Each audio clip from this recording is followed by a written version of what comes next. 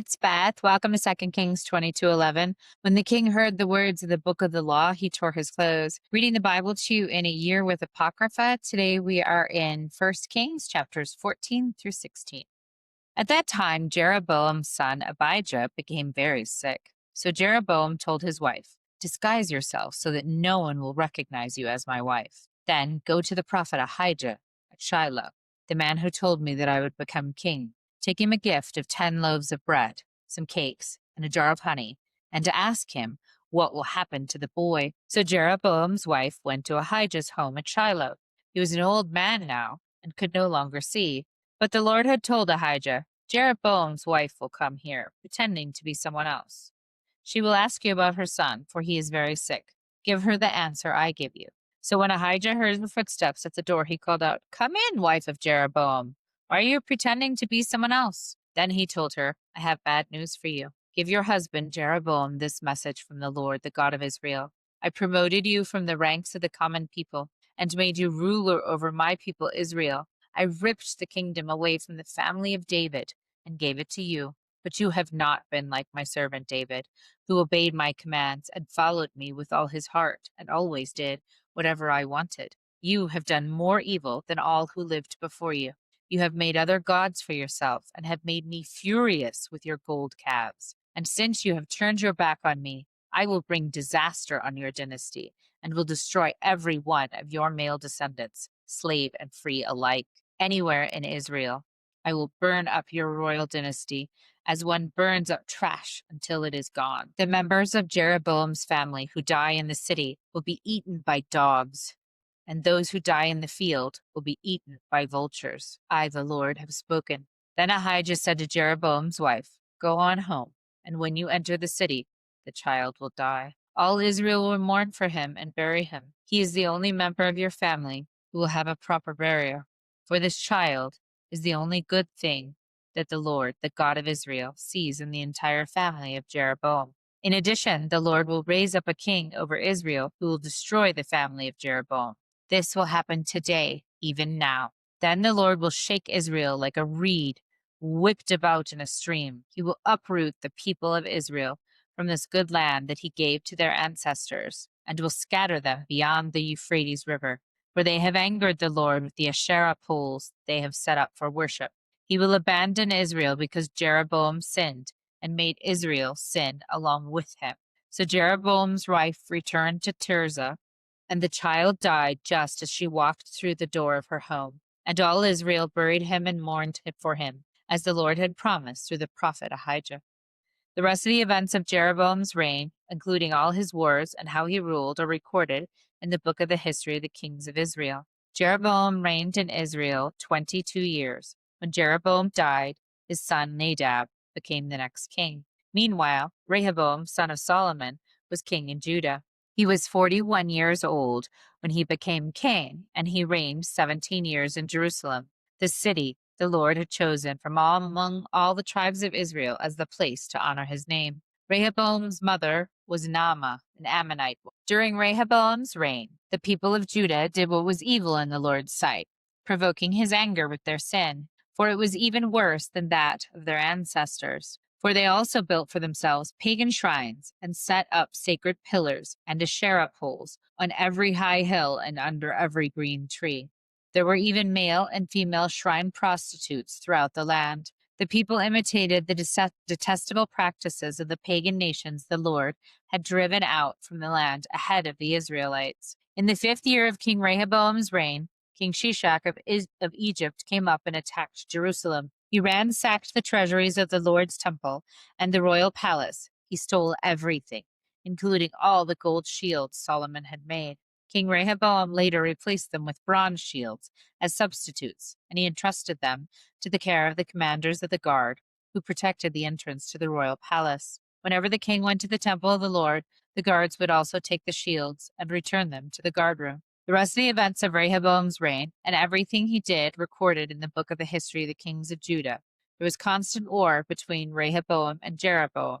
When Rehoboam died, he was buried among his ancestors in the city of David. His mother was Naamah, an Ammonite woman.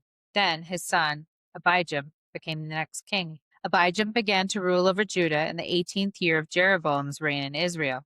He reigned in Jerusalem 3 years. His mother was Maacah, the granddaughter of Absalom. He committed the same sins as his father before him, and he was not faithful to the Lord his God as his ancestor David had been. But for David's sake, the Lord his God allowed his descendants to continue ruling, shining like a lamp, and he gave Abijam a son to rule after him in Jerusalem. For David had done what was pleasing in the Lord's sight, and had obeyed the Lord's commands throughout his life, except in the affair concerning Uriah the Hittite. There was war between Abijam and Jeroboam throughout Abijam's rule. The rest of the events of Abijam's reign and everything he did are recorded in the book of the history of the kings of Judah. There was constant war between Abijah and Jeroboam. When Abijam was died, switch Beth, change the tree. There was constant war between Abijam and Jeroboam. When Abijam died, he was buried in the city of David. Then his son Asa became the next king. Asa began to rule over Judah in the 20th year of Jeroboam's reign in Israel. He reigned in Jerusalem 41 years. His grandmother was Maacah, the granddaughter of Absalom. Asa did what was pleasing in the Lord's sight, as his ancestor David had done. He banished the male and female shrine prostitutes from the land and got rid of all the idols his ancestors had made. He even deposed his grandmother Maacah from her position as queen mother because she had made an obscene Asherah pole. He cut down her obscene pole and burned it in the Kidron Valley. Although the pagan shrines were not removed, Asa's heart remained completely faithful to the Lord throughout his life. He brought into the temple of the Lord the silver and the gold and the various items that he and his father had dedicated. There was constant war between King Asa of Judah and King Baasha of Israel. King Baasha of Israel invaded Judah and fortified Ramah in order to prevent anyone from entering or leaving King Asa's territory in Judah. Asa responded by removing all the silver and gold that was left in the treasuries of the temple of the Lord and the royal palace. He sent it with some officials to Ben-Hadad, son of Tabor-Ramon, son of Hezion, the king of Aram, who was ruling in Damascus, along with this message: "Let there be a treaty between you and me, like the one between your father and my father. See, I am sending you a gift of silver and gold. Break your treaty with King Baasha of Israel, so that he will leave me alone." Ben-Hadad agreed to King Asa's request and sent the commanders of his army to attack the towns of Israel. They conquered the towns of Ijon, Dan, Abel-Beth-Maacah, and all Kinnereth, and all the land of Naphtali. As soon as Baasha of Israel heard what was happening, he abandoned his project of fortifying Ramah and withdrew to Tirzah. Then King Asa sent an order throughout Judah, requiring that everyone, without exception, help carry away the building stones and timbers that Baasha had been using to fortify Ramah. Asa used these materials to fortify the town of Geba in Benjamin and the town of Mizpah. The rest of the events of Asa's reign and the extent of his power, everything he did, and the names of the cities that he built are recorded in the book of the history of the kings of Judah. In his old age, his feet became diseased. When Asa died, he was buried with his ancestors in the city of David. Then Jehoshaphat, Asa's son, became the next king. Nadab, son of Jeroboam, began to rule over Israel in the 2nd year of King Asa's reign in Judah. He reigned in Israel 2 years, but he did what was evil in the Lord's sight and followed the example of his father, continuing the sins that Jeroboam had led Israel to commit. Then Baasha, son of Ahijah, from the tribe of Issachar, plotted against Nadab and assassinated him while he and the Israelite army were laying siege to the Philistine town of Gibbethon. Baasha killed Nadab in the 3rd year of King Asa's reign in Judah, and he became the next king of Israel. He immediately slaughtered all the descendants of King Jeroboam, so that not one of the royal family was left, just as the Lord had promised concerning Jeroboam by the prophet Ahijah from Shiloh. This was done because Jeroboam had provoked the anger of the Lord, the God of Israel, by the sins he had committed and the sins he led Israel to commit. The rest of the events in Nadab's reign and everything he did are recorded in the book of the history of the kings of Israel. There was constant war between King Asa of Judah and King Baasha of Israel. Baasha, son of Ahijah, began to rule over all Israel in the 3rd year of King Asa's reign in Judah. Baasha reigned in Tirzah 24 years, but he did what was evil in the Lord's sight and followed the example of Jeroboam, continuing the sins that Jeroboam had led Israel to commit. This message from the Lord was delivered to King Baasha by the prophet Jehu, son of Hanani. "I lifted you out of the dust to make you ruler of my people Israel, but you have followed the evil example of Jeroboam. You have provoked my anger by causing my people Israel to sin. So now I will destroy you and your family, just as I destroyed the descendants of Jeroboam, son of Nebat. The members of Baasha's family who die in the city will be eaten by dogs, and those who die in the field will be eaten by vultures. The rest of the events of Baasha's reign and the extent of his power are recorded in the book of the history of the kings of Israel. When Baasha died, he was buried in Tirzah. Then his son Elah became the next king. The message from the Lord against Baasha and his family came through the prophet Jehu, son of Hanani. It was delivered because Baasha had done what was evil in the Lord's sight, just as the family of Jeroboam had done. And because Baasha had destroyed the family of Jeroboam, the Lord's anger was provoked by Baasha's sins. Elah, son of Baasha, began to rule over Israel in the 26th year of King Asa's reign in Judah. He reigned in the city of Tirzah for 2 years. Then Zimri, who commanded half of the royal chariots, made plans to kill him. One day in Tirzah, Elah was getting drunk at the home of Arza, the supervisor of the palace. Zimri walked in and struck him down and killed him. This happened in the 27th year of King Asa's reign in Judah. Then Zimri became the next king. Zimri immediately killed the entire royal family of Baasha, leaving him not a single male child. He even destroyed distant relatives and friends. So Zimri destroyed the dynasty of Baasha, as the Lord had promised through the prophet Jehu. This happened because of all the sins Baasha and his son Elah had committed, and because of the sins they led Israel to commit. They provoked the anger of the Lord, the God of Israel, with their worthless idols. The rest of the events of Elah's reign and everything he did are recorded in the book of the history of the kings of Israel. Zimri began to rule over Israel in the 27th year of King Asa's reign in Judah, but his reign in Tirzah only lasted 7 days. The army of Israel was then attacking the Philistine town of Gibbethon. When they heard that Zimri had committed treason and had assassinated the king, that very day they chose Omri, commander of the army, as the new king of Israel. So Omri led the entire army of Israel up from Gibbethon to attack Tirzah, Israel's capital. When Zimri saw that the city had been taken, he went into the citadel of the palace and burned it down over himself and died in the flames. For he too had done what was evil in the Lord's sight. He followed the example of Jeroboam in all the sins that he committed and led Israel to commit. The rest of the events of Zimri's reign and his conspiracy are recorded in the book of the history of the kings of Israel. But now the people of Israel were split into 2 factions. Half the people tried to make Tibni, son of Ginath, their king, while the other half supported Omri. But Omri's supporters defeated the supporters of Tibni. So Tibni was killed and Omri became the next king. Omri began to rule over Israel in the 31st year of King Asa's reign in Judah. He reigned 12 years in all, 6 of them in Tirzah. Then Omri bought the hill now known as Samaria from its owner, Shemer, for 150 pounds of silver. He built a city on it and called the city Samaria, in honor of Shemer.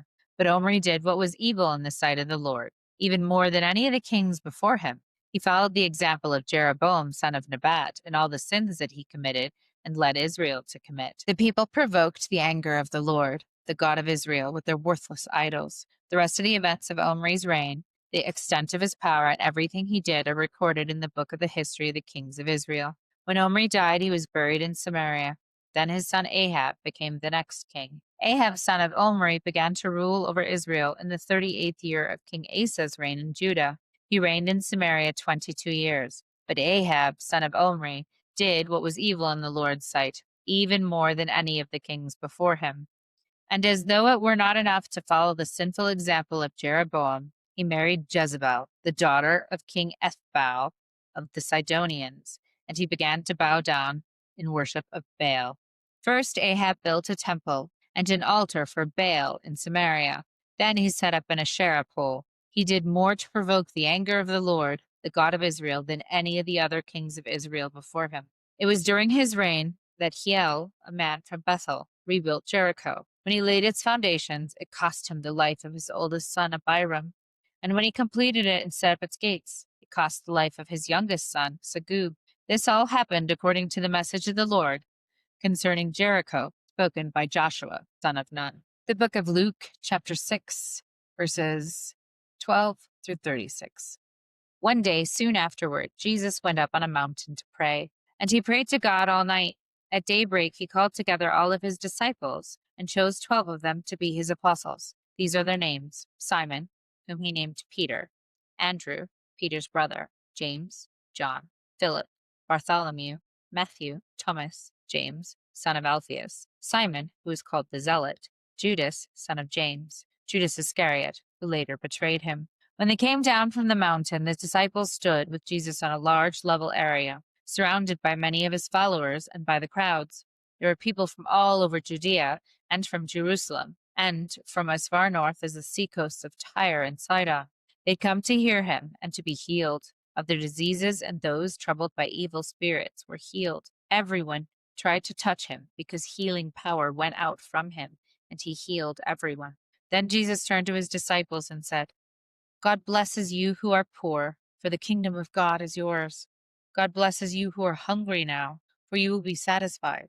God blesses you who weep now, for in due time you will laugh. What blessings await you when people hate you and exclude you and mock you and curse you as evil because you follow the Son of Man. When that happens, be happy. Yes, leap for joy, for a great reward awaits you in heaven. And remember, their ancestors treated the ancient prophets the same way. What sorrow awaits you who are rich, for you have your only happiness now. What sorrow awaits you who are fat and prosperous now, for a time of awful hunger awaits you. What sorrow awaits you who laugh now, for your laughing will turn into mourning and sorrow. What sorrow awaits you who are praised by the crowds, for their ancestors also praised false prophets. But to you who are willing to listen, I say, love your enemies. Do good to those who hate you. Bless those who curse you. Pray for those who hurt you. If someone slaps you on one cheek, offer the other cheek also. If someone demands your coat, offer your shirt also. Give to anyone who asks, and when things are taken away from you, don't try to get them back. Do to others as you would like them to do to you. If you only love those who love you, why should you get credit for that? Even sinners love those who love them. And if you do good only to those who do good to you, why should you get credit? Even the sinners do that much. And if you lend money only to those who can repay you, why should you get the credit? Even sinners will lend to other sinners for a full return. Love your enemies. Do good to them. Lend to them without expecting to be repaid. Then your reward from heaven will be very great, and you will truly be acting as children of the Most High, for he is kind to those who are unthankful and wicked. You must be compassionate, just as your Father is compassionate." Thus ends the reading for today. Never walk alone.